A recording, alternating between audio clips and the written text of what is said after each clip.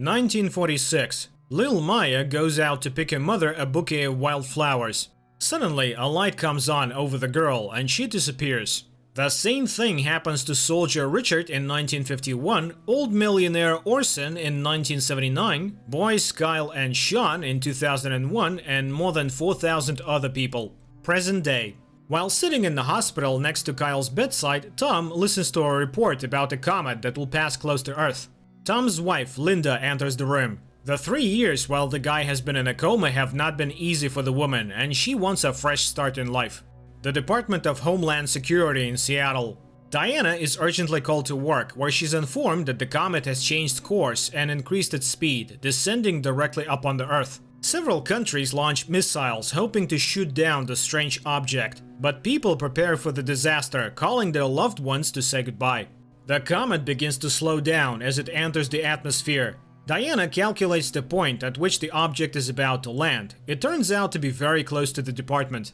Hundreds of people arrive: emergency services, journalists, police, and FBI agents. In front of them, the sphere falls from the sky. The sphere abruptly disappears, leaving behind thick mist from which 4,400 people emerge, looking around in astonishment. Among them are Richard the soldier, the old millionaire, Little Maya, and all the others. They all look the same as the day they disappeared, even though it was different years of the 20th century. Tom leaves his son and goes to Ryland to get permission to return to duty, but Dennis is in no hurry to agree, realizing that Tom has a personal interest. His nephew is among those who have returned. Ryland finally agrees, and despite Diana's displeasure, he pairs Tom with her, assigning them to examine the returning 4,400 people. Over the speakerphone, Sean is asked to come in for an interview. Seeing his uncle makes the guy happy that he can talk to his own family man. But it turns out that all 3 years Tom has been convinced that his nephew has hurt Coolio, which put him in a coma, and escaped. While sitting in the waiting room, Richard meets Lily, who turns out to be the granddaughter of the girl the soldier was in love with in 1951. A month and a half passes, and the district court upholds the request to release the detainees. Diane disagrees and demands that the crowd be isolated from the surrounding area, but the 4,400 people go free. Of them, 130 do not understand where they are going. Among them is Lil Maya, who has no relatives left. Richard and Lily say goodbye, and the woman is about to return to the family she has not seen in 11 years. But Lily does not see her husband among those meeting her. The girl makes it home, but her husband Brian asks her to leave and announces that he is married and she has no place in their lives anymore. Orson finds his wife in a nursing home, and he too finds it hard to hold back tears, thinking of all the time he has lost. Richard arrives in St. Louis to his old address, but now he finds a den of homeless people there. Tom brings Diana to a party organized in Sean's honor, so his partner can be convinced that those who returned are no different from the rest of the people.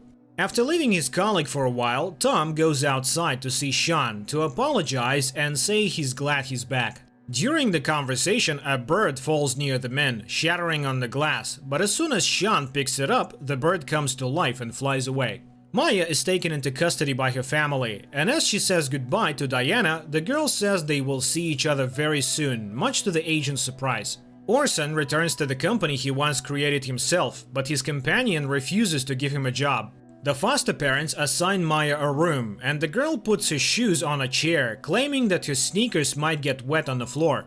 This surprises the couple, and they have no idea what they are talking about. The first night out is hard for everyone. Richard spends his time at a cafe. Sean receives threats written on his car. Lily wanders the streets, not knowing where to go, and at Maya's foster parents' house, a pipe from the washing machine bursts and floods everything. Orson goes to his former companion's house. The cowardly businessman decides not to open the door, but when the old man shakes the bars of the gate, the whole house begins to shake and the windows fly out. Moments later, Orson begins to scream, and it causes Adam's head to burst and the traitor to fall to the floor. Sean comes to school after a long absence, but the boy has a hard time. His peers do not want to accept the return. Orson also feels rejected. He's not charged, but they won't let him go either. When Diana begins to read the man's statement, he goes berserk again, and everything around him begins to shake. Maya arrives with her guardians at the cemetery to visit her parents. The girl is happy that they rest in a beautiful place, but she also promises her foster parents that their cemetery will be no worse. A new shock awaits Lily. She goes to the doctor with a bout of nausea and learns that she's about to have a baby. After finishing his business, Orson hurries to the nursing home but finds his wife's bed empty. After learning that his wife has passed away, the old man stages a mayhem. Lily meets her husband and tells him about the pregnancy, but naturally the man does not admit his involvement. In addition, he refuses to let his wife see his daughter, warning her that he will sue if there are violations. One of the guys won't stop picking on Sean, and the guy pins the abuser to the ground and holds his hand and pulls the life out of him. The guy manages to be saved, but by doing so, Sean scares the crowd even more. Maya's foster parents are frightened. The man says he no longer wants to see the strange girl in the house, and without even hearing the conversation, she packs her things. The couple bring Maya back to the quarantine facility, and the frustrated mother advises her to be careful about her predictions. Richard finds Lily in the park.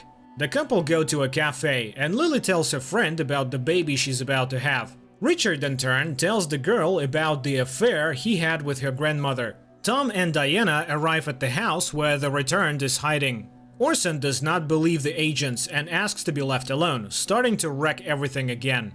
To calm the old man's attack, Tom has to fire a shot. The returned man is taken to the hospital, and Ryland instructs his subordinates to find out what other talents the travelers have in order to prevent more tragedies. Upon learning what happened, Sean recalls the bird that came to life and the classmate who almost stopped breathing. To test his hunches, the guy goes to his cousin's room and brings him out of his coma for a minute. Carl, one of the returned, returns to his job at the fishmonger's shop. Walking with his wife Grace after work, the guy reminisces about his past life. Not far from the couple, youngsters are playing baseball, and Carl himself does not understand how the ball ends up in his hand. Grace warns her husband that the local park has become dangerous, but against her warnings, the guy decides to walk through it late at night. And Carl is attacked by bullies. He doesn't mind giving them everything he has, but instead he decides to use his new powers to teach the bullies a lesson. Tom and Diana visit Maya. After she returns, many employees complain about the girl's predictions, and Ryland asks his colleagues to deal with it. Richard rents an apartment for Lily and her baby, and the girl asks her buddy to stay with them. Suddenly, Lily becomes ill and rushes out into the street.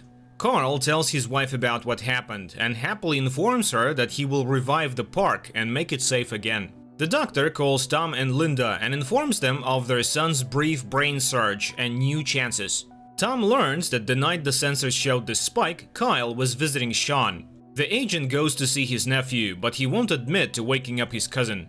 The agents pay a visit to the department that is parsing hypotheses, but so far the only hypothesis is aliens. At Lily's request, the couple rents another apartment, and the girl is so happy that she doesn't hold back and kisses a friend. Kyle can't wait until morning, and already at night he goes to the park to start the work of cleaning up. The guy manages not only to paint a bench, but also to save a girl from bullies. Diana visits Maya in the lab, and the girl asks the agent to take her in, but Diana asks for time to think. The girl rescued in the park gives a statement to Tom and Diana. She describes the superhero and recalls that he smelled like fish. In the meantime, Lily does not give up hope of getting her daughter back, and in the evening she watches her through the window. Suddenly, the woman becomes ill and it gives her away, causing her to end up behind bars. Richard comes to Lily's ex-husband and asks him to withdraw his complaint, promising that the girl will never bother him again. Already in the evening, Lily is released, and Richard arranges a romantic dinner for her. The man is willing to do anything for her, and a romance ensues between the two. Nikki visits Sean's garage and accidentally burns her hand, but the guy removes the burn with one touch. The couple's meeting also ends with a kiss, even though Danny asked his brother to stay out of it. Carl continues his nightly raids of the park, but by this time Tom and Diana figure him out and show up at his wife Grace's house.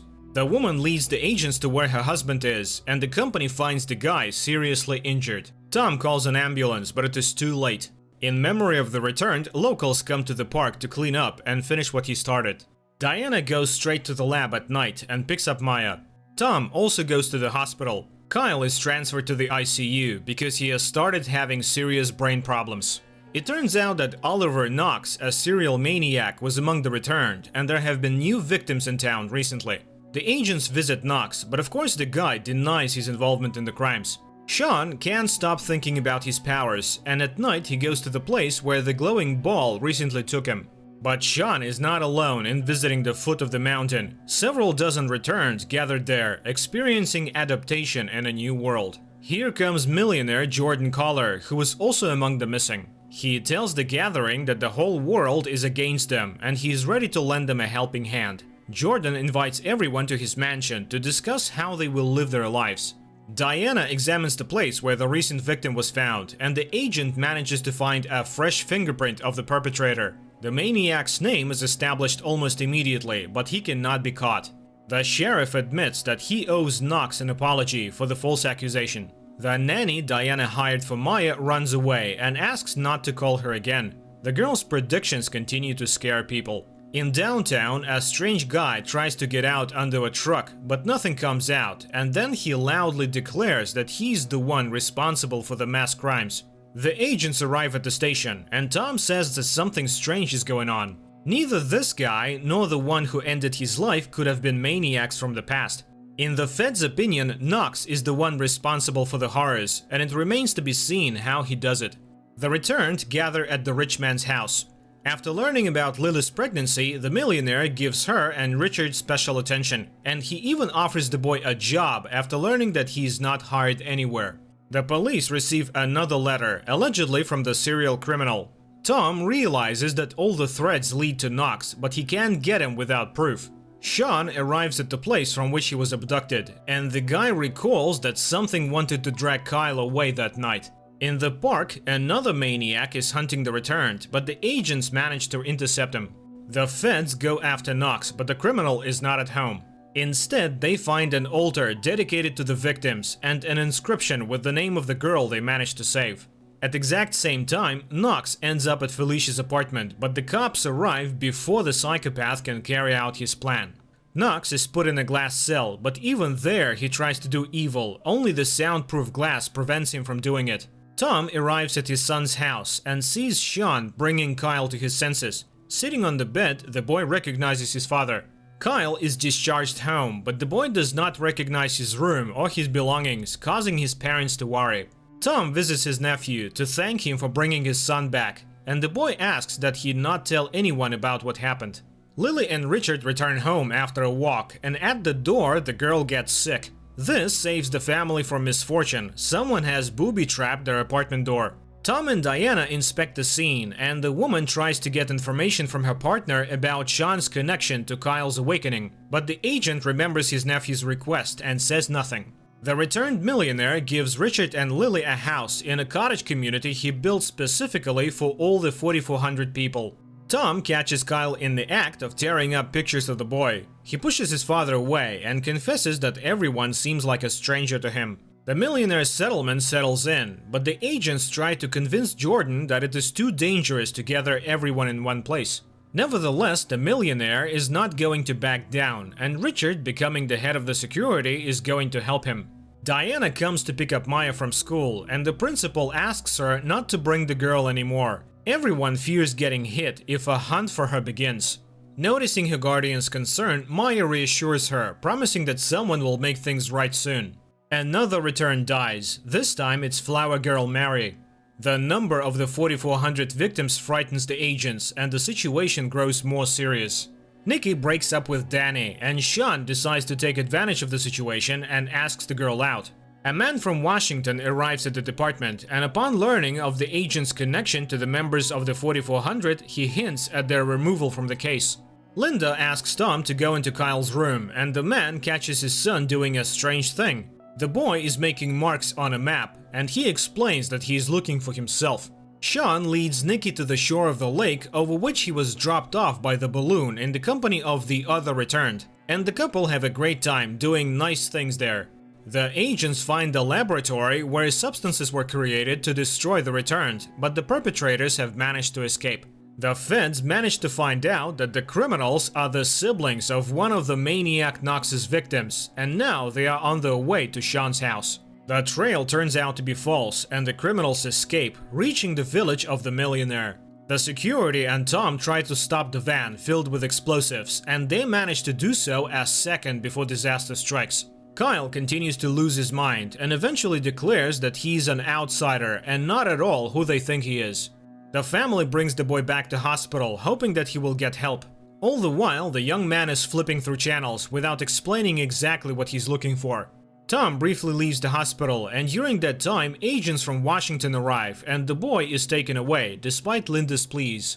Upon learning this, Tom complains to his colleague and demands that his son be given back to him. But the sent agent won't tell him where they have placed Kyle.